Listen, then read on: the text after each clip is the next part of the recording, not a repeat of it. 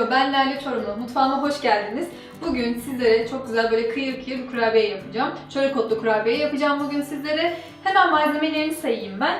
Tabii ki ana malzememiz çörek otu. 2 yemek kaşığı kadar çörek otumuz var. Bir çay bardağı ama büyük bir çay bardağı kadar sıvı yağ var.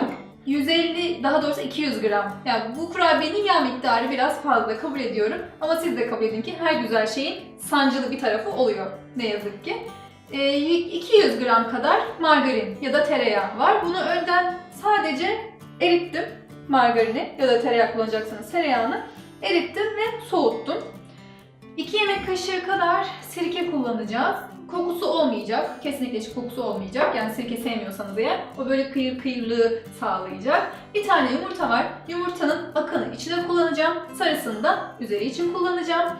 Yarım çay bardağı kadar pudra şekeri kullanacağım. Bu pastane kurabiyelerindeki o lezzeti yakalamak için. Bir tatlı kaşığı kadar da tuzumuz var.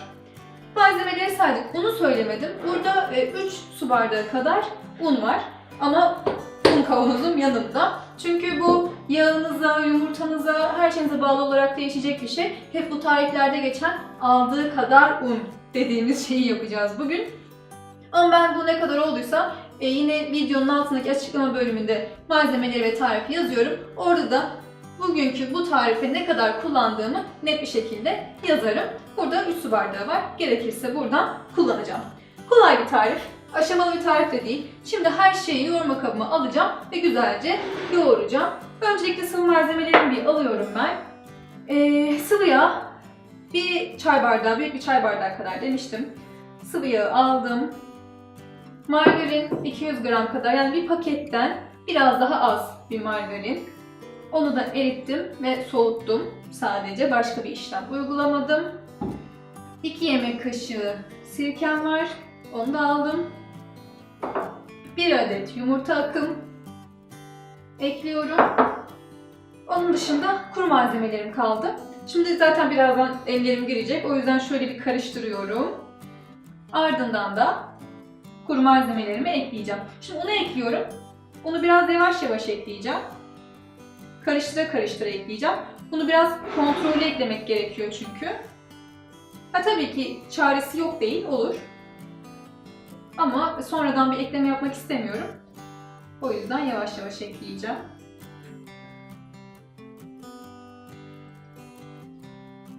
Bunu tamamını ekliyorum. Hatta biraz daha alacak gibi duruyor. Yine bu kalsın. Ben pudra şekerimi ekliyorum. Bu arada bayatlamayan bir kurabiye. Uzun süre tutabilirsiniz. Evde mahlep varsa mahlep de ekleyebilirsiniz. Çok güzel bir koku verecektir. Tuzumu ekledim. Bir tatlı kaşığı kadar tuz. Bunu tabii ki daha alacak. Hatta şundan da alacak. Ve tekini de ben açtım. Şöyle şu dolu dolu yarım bardak un alıyor. Yarım su bardağı un alıyor. Hamur ele yapışmayan kulak memesi kıvamı dediğimiz bir kıvamda olacak. Bu aşamada ben çörek otunu da ekleyeceğim. 2 yemek kaşığı kadar çörek otum var. Tabii ki bu yine daha un alacak. Şu kadar daha eklersem 1 bardak daha un eklemiş oldum. Yani 4 su bardağı un kullanmış oldum. Bunu biraz yoğuracağım ve kıvamına tekrar bakacağım. Zaten hamur toplanmaya başladı.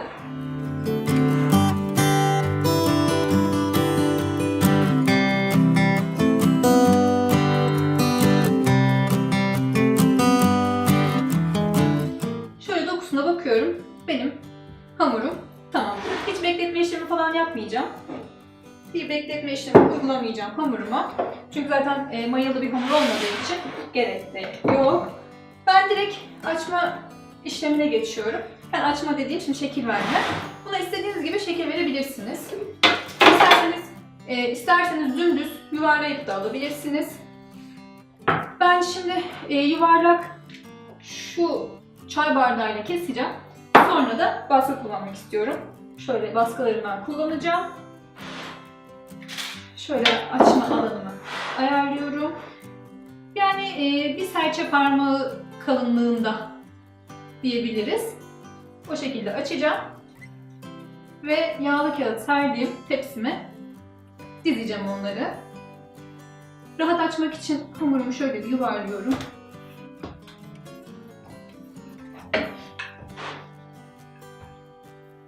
Bir serçe parmağı kalınlığında açacağım. Çok kalın olmayacak.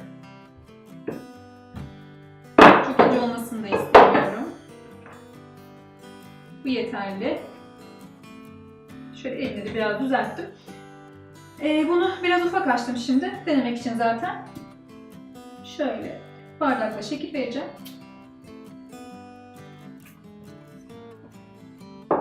Kalanı tekrar içine atıyorum. Ve baskılarımı alıp şöyle bastırıyorum. Önceden yağlı kağıt serdiğim tepsime bunları diziyorum.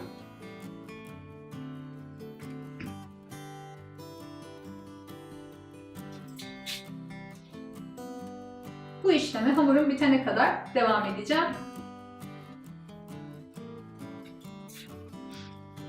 Şimdi daha büyük bir parça alıyorum.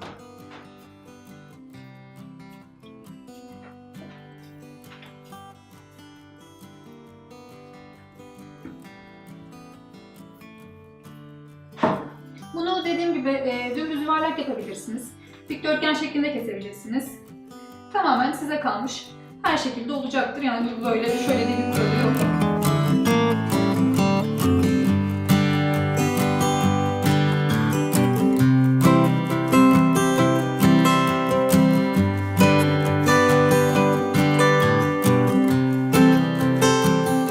Benim ilk tepsim hazır. Bu kadar aldı. Bundan büyük ihtimalle 2 tepsi kadar çıkacak. Diğer tepsiyi de dümdüz yuvarlayarak yapacağım. Şimdi bunu önceden ısıttığım 180 derecede 30-35 dakika kadar kontrollü şekilde pişireceğim. Ama ondan önce atlamadan hemen üzerine yumurta sarısı süreceğim. Unutmadan. Bunu diğer tepsime aktaracağım. Fırçamı almamışım. Hemen fırçamı alıp geliyorum.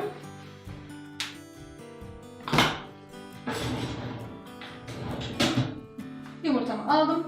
Bir tanesini zaten yumurtanın bir tanesini sarısını üzeri için ayırmıştım.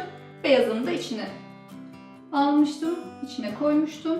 Şimdi üzerlerine şöyle yumurta sarılarını sürüyorum. Her yerine gelecek şekilde. O onların çok güzel kızarmalarını sağlayacak.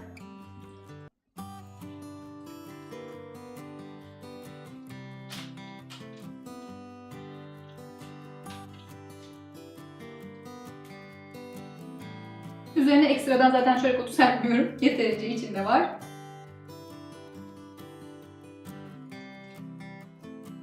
Çörek otunu bu arada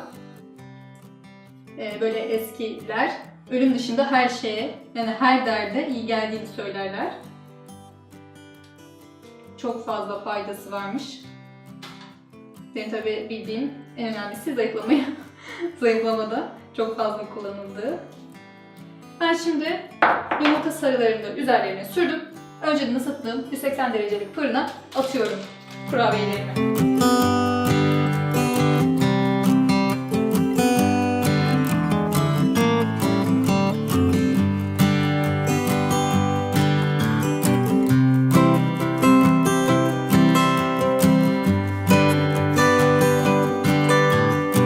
Kurabiyelerim fırından çıktı. İkinci tepsi fırına gitti. Burası nefis kokuyor. Pastane gibi kokuyor. Çayın yanına yakışacak enfes bir tatlı. Bence mutlaka deneyin. Denerseniz umarım beğenirsiniz.